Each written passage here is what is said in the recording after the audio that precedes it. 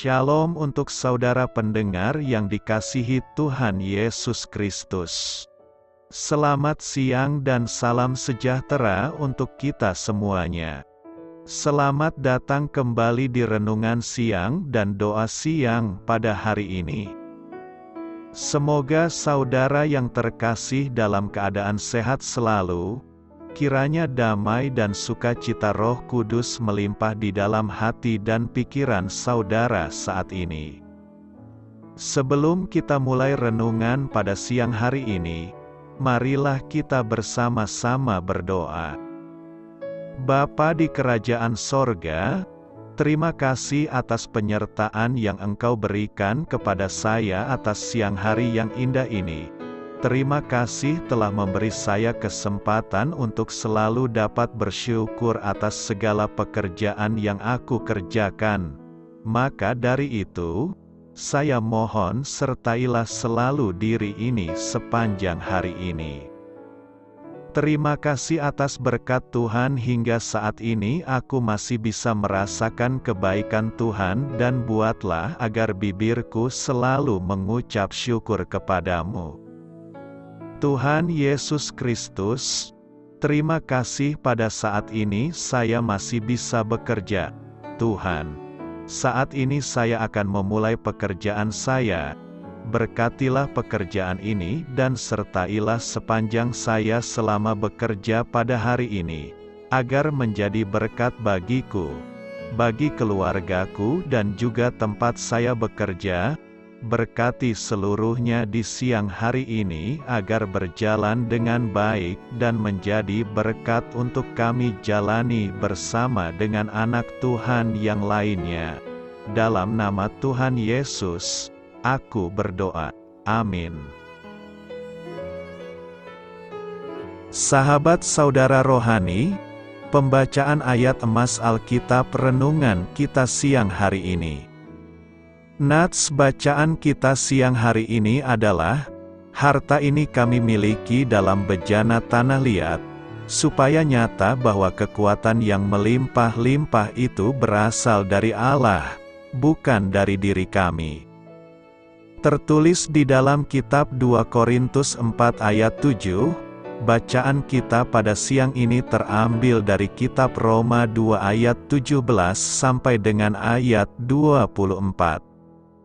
Tetapi, jika kamu menyebut dirimu orang Yahudi dan bersandar kepada hukum Taurat, bermegah dalam Allah, dan tahu akan kehendaknya, dan oleh karena diajar dalam hukum Taurat, dapat tahu mana yang baik dan mana yang tidak, dan yakin bahwa engkau adalah penuntun orang buta dan terang bagi mereka yang di dalam kegelapan, pendidik orang bodoh, dan pengajar orang yang belum dewasa, karena dalam hukum Taurat engkau memiliki kegenapan segala kepandaian dan kebenaran. Jadi, bagaimanakah engkau yang mengajar orang lain? Tidakkah engkau mengajar dirimu sendiri? Engkau yang mengajar, jangan mencuri. Mengapa engkau sendiri mencuri? Engkau yang berkata, jangan berzinah. Mengapa engkau sendiri berzinah? Engkau yang jijik akan segala berhala, mengapa engkau sendiri merampok rumah berhala? Engkau bermegah atas hukum Taurat, mengapa engkau sendiri menghina Allah dengan melanggar hukum Taurat itu? Seperti ada tertulis, sebab oleh karena kamulah nama Allah dihujat di antara bangsa-bangsa lain. Ayat di atas terambil dari kitab Roma 2 ayat 17 sampai dengan ayat 24. Mari kita mulai renungan siang kita. Judul renungan kita hari ini adalah Peti beserta perhiasannya. Kata bijak Alkitab hari ini adalah kebenaran dalam hati menghasilkan keindahan dalam karakter.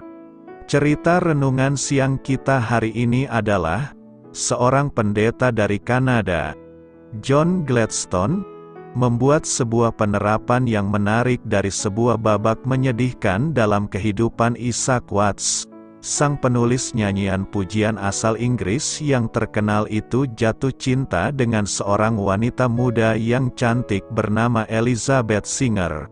Wanita muda tersebut mengagumi puisi, pemikiran, dan semangat Ishak. Tetapi ia tidak dapat menutupi rasa tidak sukanya terhadap penampilan Ishak. Ishak adalah seorang yang pendek dan kecil, memiliki mata berwarna abu-abu yang sangat kecil, berhidung bengkok, dan tulang pipi yang menonjol. Saat ia melamar Elizabeth, wanita muda itu dengan berat hati menjawab, "Tuan Watts, seandainya saja kotak perhiasan itu seindah perhiasan di dalamnya." Pendeta John Gladstone menghubungkan kisah di atas dengan analogi, perhiasan, Injil dan kotak perhiasan gereja. Betapa banyak orang yang menolak kabar baik Injil karena meskipun para saksi memiliki sikap yang tulus, namun mereka terlalu menggebu-gebu. Apakah tanpa disadari, kita telah menjadi orang-orang yang tidak disukai dan tidak menunjukkan kasih? Bagaimana kita dapat menjadi penuntun orang buta dan terang bagi mereka yang di dalam kegelapan, jika keindahan Yesus tidak terlihat di dalam diri kita? Bagaimanapun caranya, kita harus mengabarkan Injil. Namun, marilah kita berdoa agar Roh Kudus membuat kita memiliki pribadi yang menarik, penuh kasih, dan bebas dari dosa, sehingga kita dapat menarik orang lain kepadanya. Harta dalam bejana tanah liat, 2 Korintus 4 ayat 7 berkata demikian. Tetapi harta ini kami punyai dalam bejana tanah liat, supaya nyata bahwa kekuatan yang melimpah-limpah itu berasal dari Allah, bukan dari diri kami. Harta biasanya identik dengan benda fisik yang harus disimpan dalam sebuah tempat. Paulus mencoba mengatakan bahwa harta yang kita punyai itu tersimpan dalam bejana tanah liat. Hal ini menggambarkan bahwa harta kita itu memiliki keterbatasan dalam menyimpannya. Tanah liat itu mudah rapuh dan pecah. Harta yang kita simpan di tanah liat akan berpotensi pecah dan hancur. Artinya, harta yang kita miliki dari dunia ini hanya bersifat sementara karena bisa hilang dan lenyap. Paulus hendak menyatakan bahwa jika harta dunia yang disimpan dalam bejana akan lenyap, maka kita memiliki suatu harta rohani yang luar biasa, yaitu keselamatan yang dianugerahkan Tuhan melalui Yesus Kristus, yang harus Paulus beritakan kepada orang-orang yang belum mengenal keselamatan itu. Walaupun harta rohani tersebut tidak ternilai dengan apapun juga, namun harta rohani tersebut tidak ditempatkan pada wadah yang bagus dan mahal, melainkan hanya ditempatkan pada bejana tanah liat saja.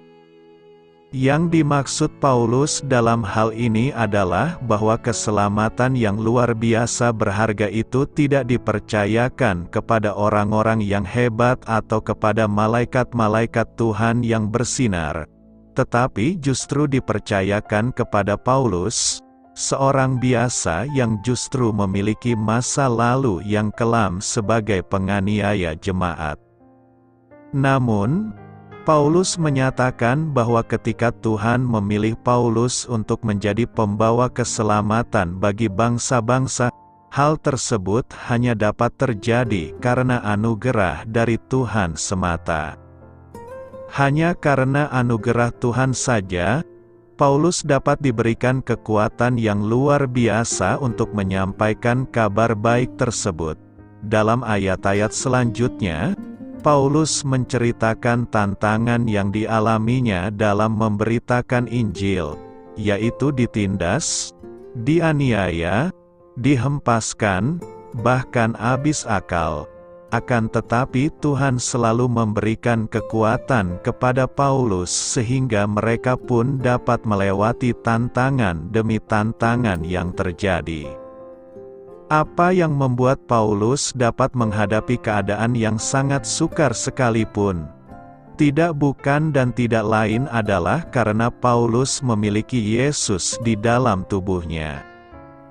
Paulus membawa kematian Yesus, yang dapat diartikan bahwa Paulus juga meneladani bagaimana penderitaan yang ditanggung Yesus, sehingga dalam keadaan yang sulit pun, Paulus dapat mengerti bagaimana penderitaan yang dulu ditanggung Yesus untuk menyelamatkan manusia. Paulus juga membawa kehidupan Yesus, yang dapat diartikan bahwa walaupun ada penderitaan yang harus dialami, tetapi kebangkitan Yesus membawa kita memiliki pengharapan akan upah yang besar di surga kelak. Satu hal lagi yang membuat Paulus mampu menghadapi keadaan yang sukar adalah karena kasih yang dimiliki Paulus kepada jemaat-jemaat Tuhan. Tidak mengapa bagi Paulus ketika ia harus menderita, asalkan semakin banyak orang dapat mendengar kabar keselamatan, dan orang-orang yang telah percaya juga semakin bertumbuh dalam iman mereka. Bagaimana dengan kita? Mungkin ada dari kita yang masih menjadi orang Kristen yang biasa-biasa saja. Hal tersebut berarti kita tidak menyadari potensi yang ada dalam diri kita. Tuhan telah meletakkan harta rohani di dalam tiap-tiap kita. Tuhan pun telah memberikan kita karunia dan talenta yang dapat kita gunakan untuk melayani Tuhan. Sudahkah kita menggunakannya? Dan bagi kita yang telah mengambil bagian dalam pelayanan, sudahkah kita menghayati esensi pelayanan? Pelayanan bukan berarti kita mengambil tempat duduk paling depan sehingga orang lain dapat melihat kita. Pelayanan seharusnya berarti bahwa kita memberikan yang terbaik kepada Tuhan karena Tuhan lebih dulu memberi yang terbaik kepada kita. Jika Paulus saja berkata bahwa ia hanyalah bejana tanah yang tidak kelihatan menarik di mata manusia, masakan kita justru berlomba-lomba menghias bejana luar kita tapi tidak peduli terhadap harta rohani yang ada di dalam? Kita melayani bukan untuk dipuji orang dan dengan demikian mengambil kemuliaan Allah, tetapi kita melayani untuk memuliakan Allah dan supaya orang lain pun dapat memuliakan Allah. Karena itu, simpanlah harta kita yang paling berharga yakni harta rohani agar kita beroleh keselamatan kekal. Apakah artinya bahwa seorang Kristen adalah ciptaan baru?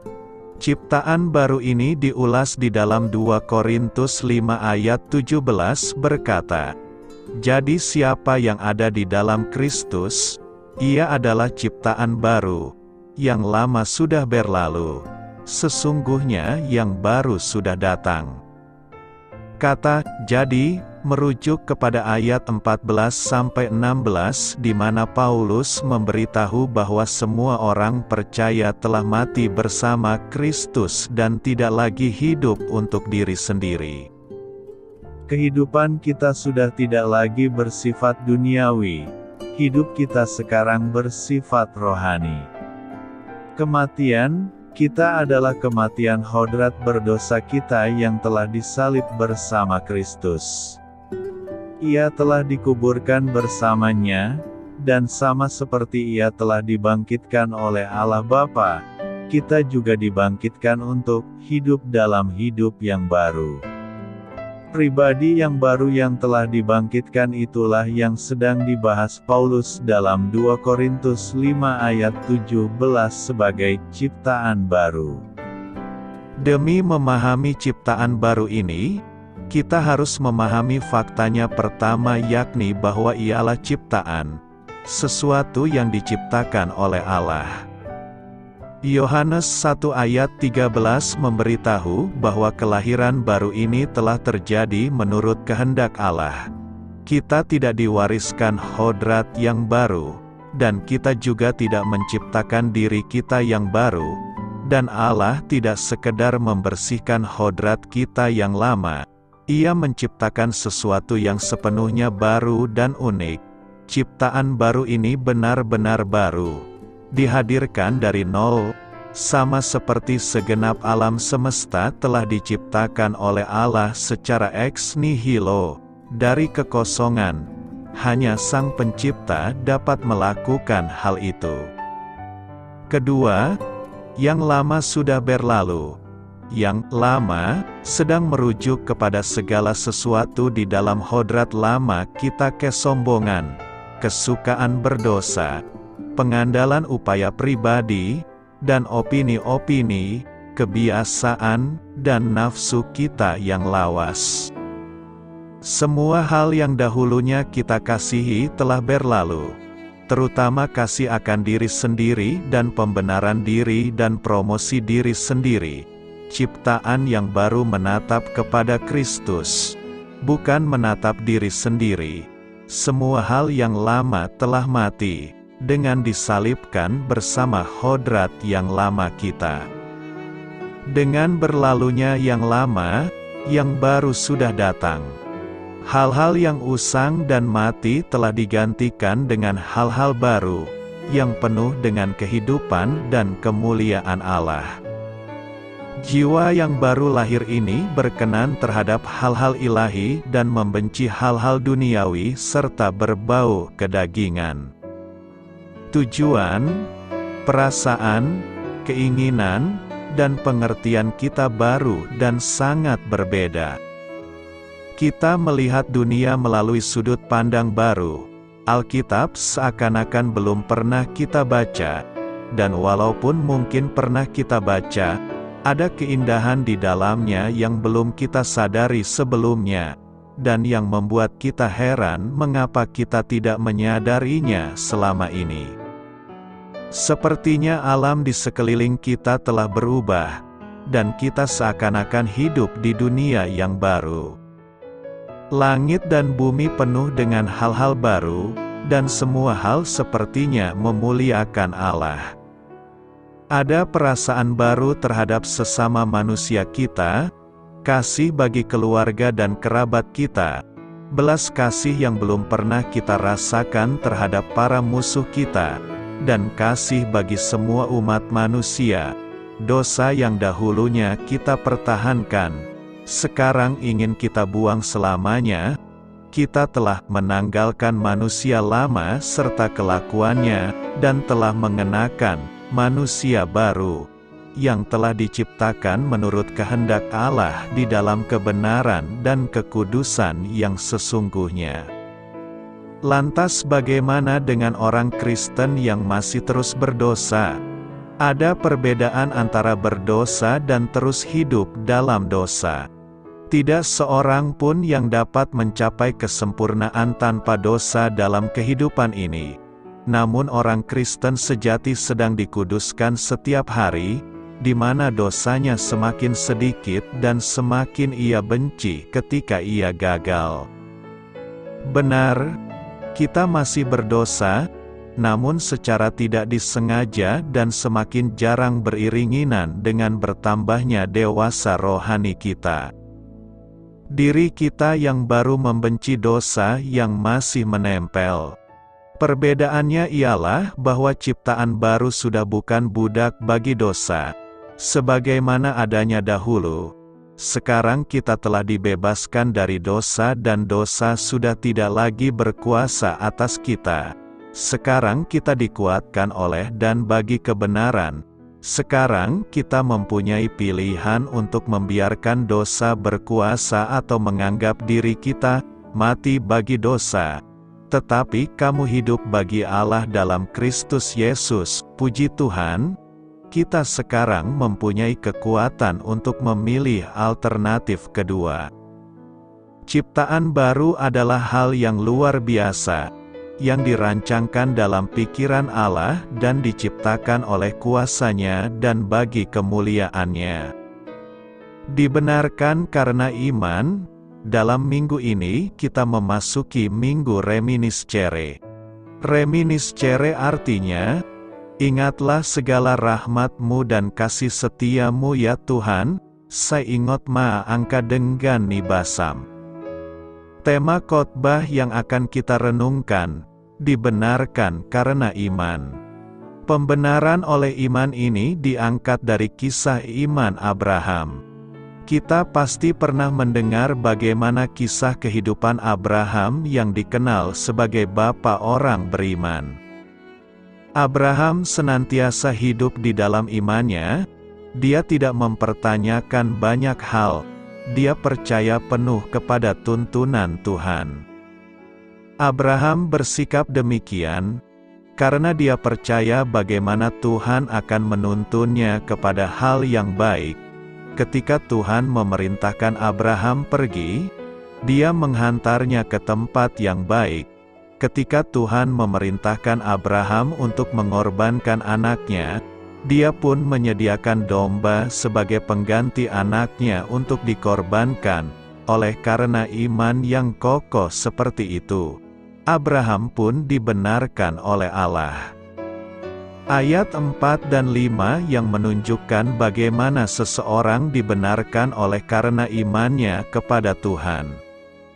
Apa yang membuat kita dibenarkan oleh iman?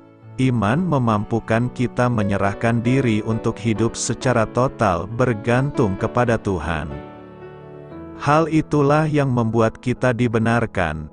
Karena kita tidak memperjuangkan hidup dengan kekuatan diri kita sendiri tapi dengan kekuatan Tuhan, iman itu bukan soal seberapa banyak saya menghafal perintah Tuhan tapi soal bagaimana saya tunduk dan melibatkan Tuhan dalam kehidupan sehari-hari.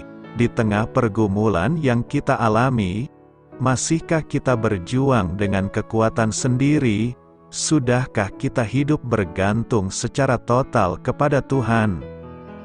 Sejarah gereja mencatat beberapa tendensi dari sebagian orang Kristen untuk membedakan cara kerja Allah di Perjanjian Lama atau PL dan Perjanjian Baru atau PB.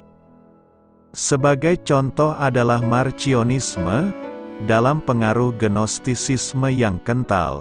Bidat Marcionisme bahkan menganggap bahwa Allah PL berbeda dengan Allah di PB.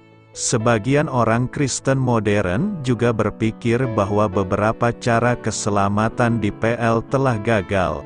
Karena itu Allah mencoba keselamatan yang baru di PB, yaitu pembenaran oleh iman.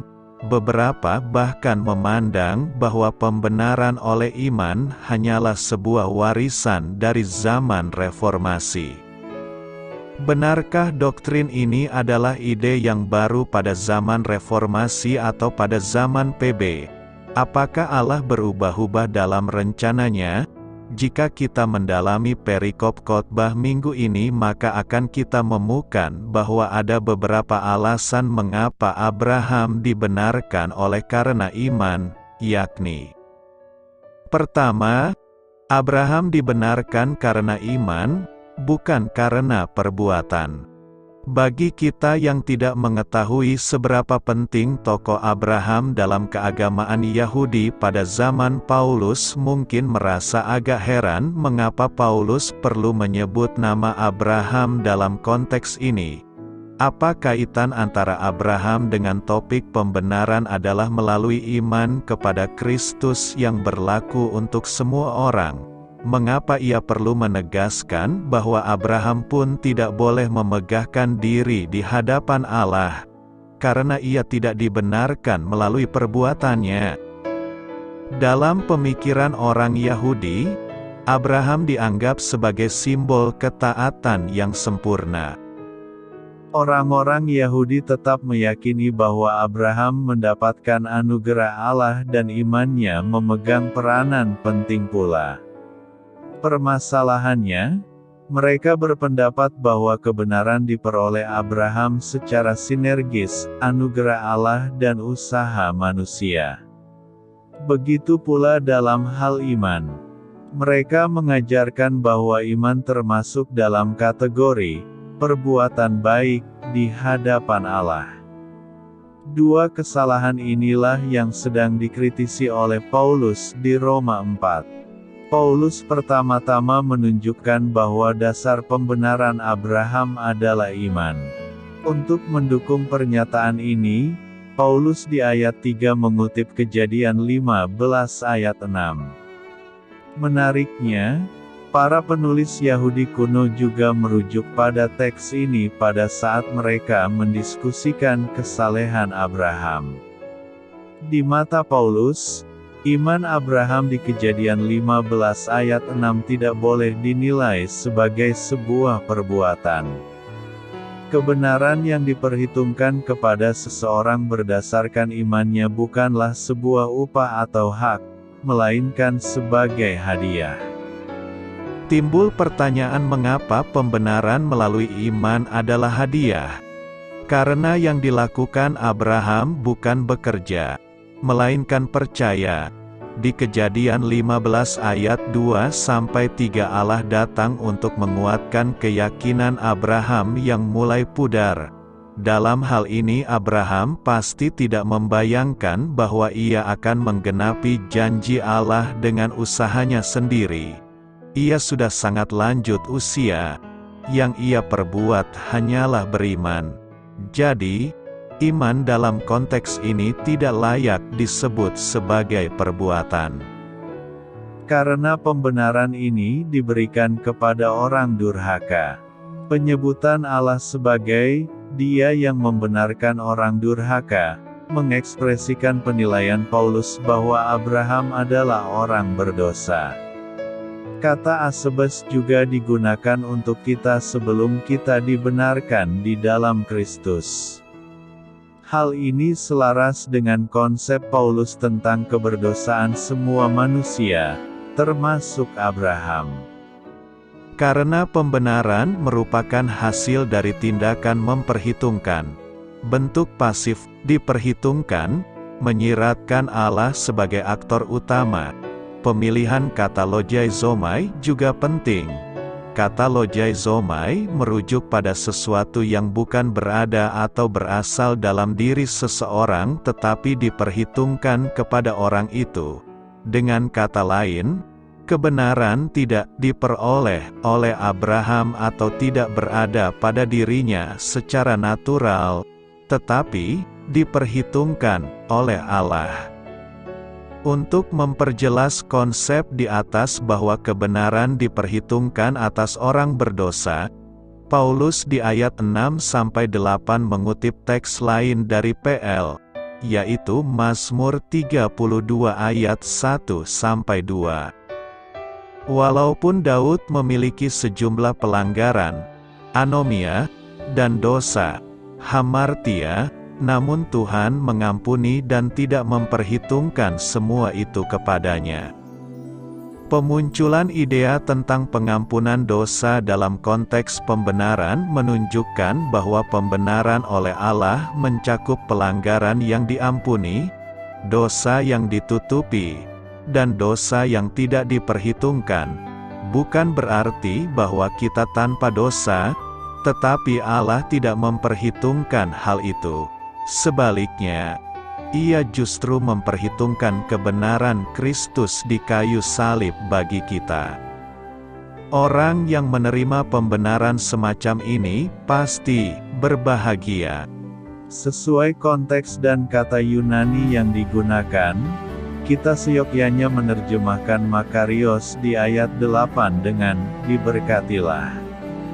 Walaupun kata ini bisa berarti bahagia, tetapi pemunculan kata benda makarismos di ayat 4, Daud menyebut berkat, dan ayat 9, apakah berkat ini bertentangan dengan kemungkinan tersebut, karena makarismos berarti berkat, bukan sekadar kebahagiaan.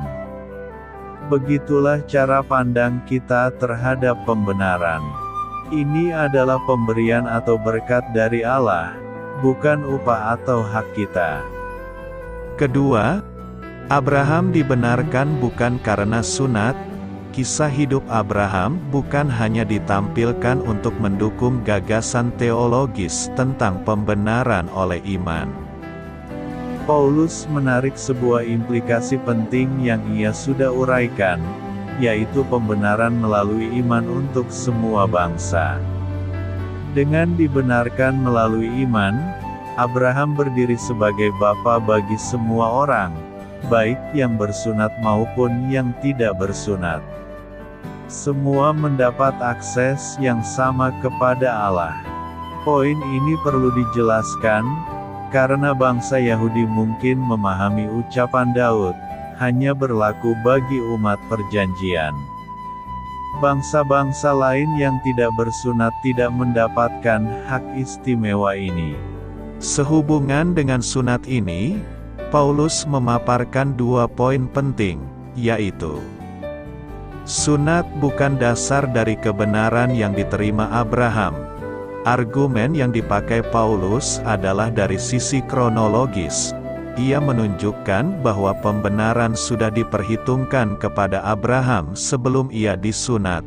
Sunat tidak menyebabkan Abraham dibenarkan. Sunat hanyalah tanda dan meterai kebenaran berdasarkan iman. Penggunaan kata tanda, semeien, dan meterai, spragis, secara bersamaan dimaksudkan untuk mempertegas aspek eksternal dari sunat. Yang paling penting adalah apa yang ditandakan, bukan tanda itu sendiri. Sunat hanya bukti pengesahan dari sesuatu. Dengan cara yang sama, kebenaran telah diperhitungkan kepada Abraham melalui imannya tatkala ia belum bersunat. Jika Abraham dibenarkan melalui iman dan sebelum ia bersunat, maka ia dapat menjadi bapa bagi orang-orang tak bersunat dan mereka yang bersunat. Sebagai keturunan Abraham, mereka semua mendapatkan akses yang sama seperti Abraham, yaitu melalui iman. Ketiga, Abraham mendapatkan realisasi janji bukan karena Taurat. Dalam bagian ini, Paulus banyak membicarakan tentang janji. Janji yang dimaksud adalah Abraham akan memiliki dunia dan akan menjadi bapa banyak bangsa. Janji sebagai bapa segala bangsa merupakan kutipan dari Kejadian 17 ayat 5. Janji tentang kepemilikan dunia sedikit kesulitan bagi kita karena tidak ada teks PL eksplisit yang dikutip. Dalam PL hanya disebutkan 3 janji kepada Abraham: keturunan, tanah Kanaan, dan berkat untuk semua bangsa. Dalam hal ini kita perlu memahami bahwa di periode selanjutnya idea tentang universalitas berkat ilahi melalui bangsa Yahudi semakin populer. Banyak teks PL yang memberi rujukan pada hal ini. Penjelasan di atas menunjukkan bahwa Paulus berbagi konsep dan keyakinan dengan orang Yahudi lain. Mereka sama-sama meyakini universalitas realisasi janji ilahi melalui Abraham secara khusus atau melalui bangsa Israel secara umum. Perbedaannya, Paulus menganggap bahwa inklusi bangsa-bangsa non-Yahudi ke dalam gereja sebagai pemenuhan dari janji itu. Tatkala semua bangsa akhirnya menjadi keturunan Abraham melalui iman, hal itu menjadi wujud penggenapan dari janji Allah kepada Abraham. Ia akhirnya memiliki bumi dengan cara menjadi bapa bagi banyak bangsa. Bagaimana janji di atas dipenuhi dalam hidup Abraham? Apakah berdasarkan ketaatan kepada Taurat atau iman Abraham? Jawabannya adalah iman. Kata sambung, sebab di awal ayat 14 menyiratkan alasan mengapa janji Allah di ayat 13 diberikan kepada Abraham bukan melalui perbuatan melainkan berdasarkan iman. Paulus menerangkan ini melalui pengandaian, Jika realisasi janji ditentukan oleh ketaatan kepada Taurat, maka dua hal akan terjadi: iman menjadi sia-sia dan janji menjadi batal. Artinya, jika ketaatan kepada Taurat bersifat menentukan, maka iman dan janji kehilangan peranannya. Di sini Paulus kembali mengontraskan perbuatan dan iman. Keduanya bersifat eksklusif. Pemunculan kata "sebab" di ayat 15 menerangkan alasan mengapa janji Allah tidak mungkin diberikan berdasarkan perbuatan. Hukum Taurat tidak membawa berkat, tetapi murka Allah. Dalam bahasa Paulus, di mana tidak ada hukum Taurat, di situ tidak ada pelanggaran. Hal ini tidak berarti bahwa Taurat sendiri adalah salah. Kesalahan terletak pada kegagalan bangsa Yahudi dalam menaatinya. Ucapan Paulus di atas tidak boleh ditafsirkan seolah-olah dosa baru muncul sesudah Taurat diberikan. Roma 5 ayat 13 menjelaskan bahwa dosa dan kematian sudah ada sebelum Taurat. Roma 2 ayat 12-16 pun menegaskan bahwa hukuman Allah berlaku atas mereka yang tidak memiliki Taurat. Kunci untuk memahami pernyataan Paulus terletak pada kata parabasis, yang merupakan istilah teknis bagi pelanggaran terhadap peraturan atau perintah yang spesifik dan tertulis. Dengan kata lain, semua pelanggaran adalah dosa. Tetapi tidak semua dosa adalah pelanggaran. Tatkala peraturan sudah diberikan secara gamblang dan orang tetap melanggar, maka hal itu menuntut pertanggungjawaban yang lebih besar. Semua penjelasan di atas mengajarkan kepada kita bahwa Allah hanya memiliki satu rencana. Ia tidak perlu mengganti rencananya, karena tidak ada satupun yang dapat digagalkan oleh manusia. Pembenaran oleh iman yang kita dengar melalui Injil Yesus Kristus sudah dijanjikan sebelumnya. Renungkan apa yang hendak kita renungkan dan hayati serta lakukan dalam Minggu Reminiscere ini. Pertama, prinsip pembenaran oleh iman adalah prinsip keselamatan di dalam Alkitab. Ini bukan pengajaran Perjanjian Baru atau Paulus semata. Prinsip ini juga berlaku pada masa Perjanjian Lama. Seseorang dibenarkan bukan karena melakukan Taurat melainkan karena percaya kepada Allah. Kedua, orang yang dibenarkan oleh iman tidak lagi merasa khawatir akan kehilangan keselamatan. Ketidakberdayaan karena dibelenggu dosa dan ada di bawah bayang-bayang murka Allah. Oleh kasih karunia Kristus diubah menjadi kedamaian. Orang yang dibenarkan oleh iman memiliki pengharapan bahwa satu hari kelak hidupnya akan dipermuliakan oleh kemuliaan Allah. Pemahaman ini menggugah orang untuk berani menghadapi penderitaan. Melalui penderitaan, imannya itu justru semakin teguh dan teruji. Semakin imannya teruji, semakin bertambah teguh pengharapannya pada janji Tuhan. Ketiga, orang yang dibenarkan oleh iman tidak mungkin menjadi sombong. Ia bermegah di dalam Kristus sebagai sumber damai sejahteranya. Jadi, bagaimana mengalami damai sejahtera sejati? Saint-Tepe berpikir dan berusaha mendapatkan damai sejahtera dengan berbuat baik sebanyak-banyaknya supaya mendapatkan pembenaran. Akui ketidakberdayaan kita dan minta pertolongan dan belas kasih kepada Allah di dalam Kristus. Lalu, lakukan perbuatan baik dan pelayanan sebanyak-banyaknya sebagai ucapan syukur. Karena itu, kita dibenarkan bukan karena melakukan hukum Taurat, tetapi karena iman kita kepada Yesus Kristus. Selamat memulai karya dalam minggu ini untuk Tuhan. Doa saya menyertai saudara sekalian.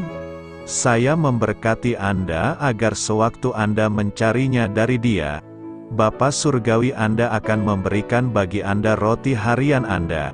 Dalam nama Yesus Kristus, Tuhan yang berkuasa atas alam semesta dan menuntun kita kepada iman yang menyelamatkan, Tuhan Yesus menyertai senantiasa. Tuhan memberkati. Amin.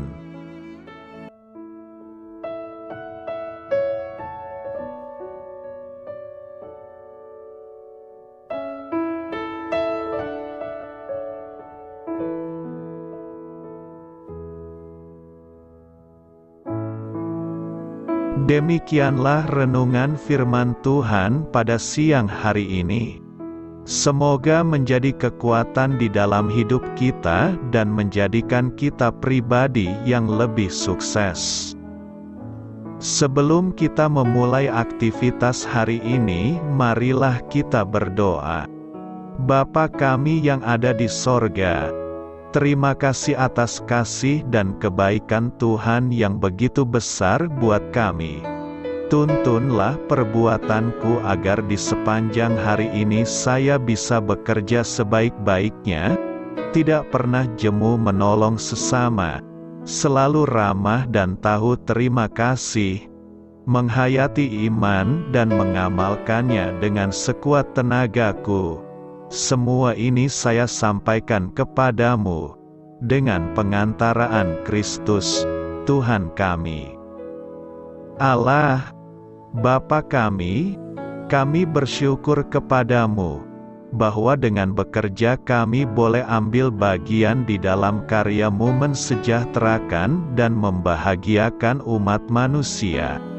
Kami mohon bimbingan-Mu dalam melaksanakan pekerjaan kami hari ini. Bimbinglah kami agar sanggup bekerja dengan semangat kasih, dengan riang, rajin dan jujur. Terima kasih, Tuhan. Amin. Dalam nama Tuhan Yesus Kristus Tuhan dan Juru Selamat kami, Bapa kami yang baik, kami mengucap syukur dan berdoa. Amin.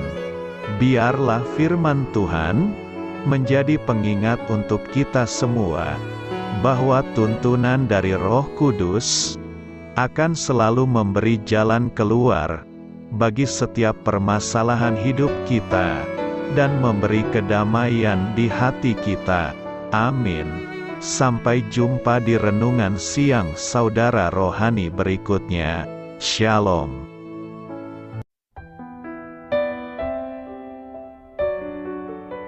Halo untuk semua pendengar saudara rohani yang terkasih di dalam nama Tuhan Yesus Kristus dimanapun berada.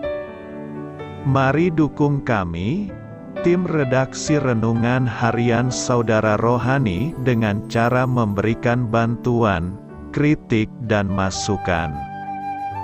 Saudara dapat memberikan masukan melalui kolom komentar di bawah atau mengirim kepada kami langsung melalui email yang tertera di layar Anda, saudararohani@gmail.com.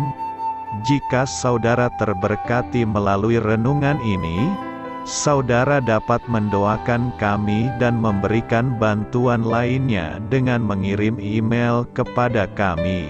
Saya berdoa agar saudara sekalian bahagia dan sehat selalu. Amin.